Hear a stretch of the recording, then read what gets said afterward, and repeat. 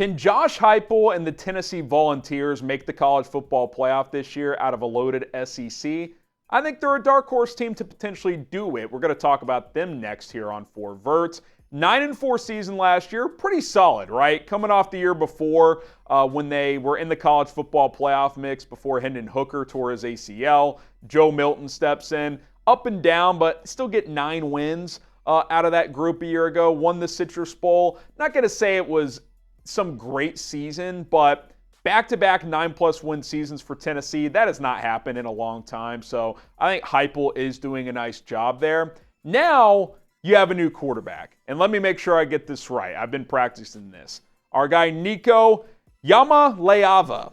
Nico Iamaleava, who played the bowl game against Iowa, played pretty well and only threw for like 150 yards. But remember, Iowa's got one of the best defenses in the country year in and year out, especially last year. That offense was just a joke. He still had 4 total touchdowns. Threw for 1, ran for 3 more. 5-star recruit.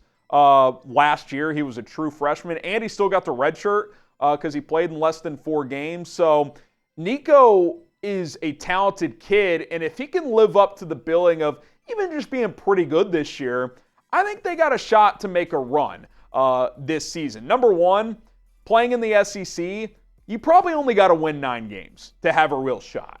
The strength of schedule, the committee is going to give the SEC and the Big Ten, the benefit of the doubt because those are the 2 best conferences now with the way the college football landscape has shifted. If Tennessee goes 9-3, as you look at some of their tougher games, making the playoff is not off the table. Now, tough test out of conference early on. NC State, September 7th. That's not going to be an easy game. I think they're a top-tier ACC team this year.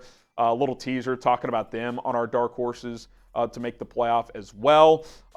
At Oklahoma on October 19th. Still kind of weird to say that. SEC matchup there.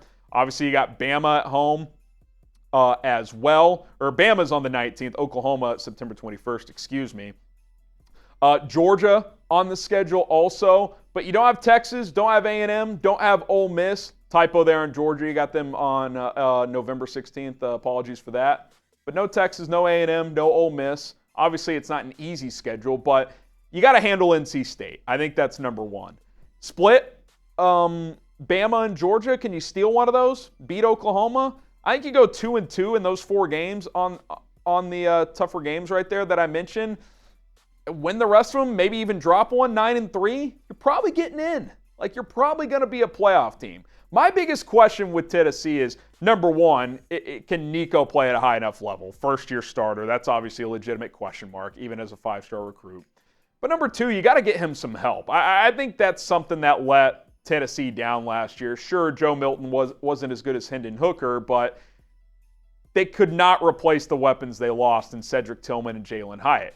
Brew McCoy's back for another season. Squirrel White is in the mix as well. Those guys got to be more consistent, and they got to find a consistent runner as well at the running back position. So if they can get good play from their skill guys, and if Nico can just be a guy that spreads the ball around a little bit and gets his weapons the ball, and if the defense holds up, is above average, I think 9-10 wins is on the table for Tennessee. And again, in the SEC, that's very much a real possibility. For more college football coverage, be sure to hit that subscribe button.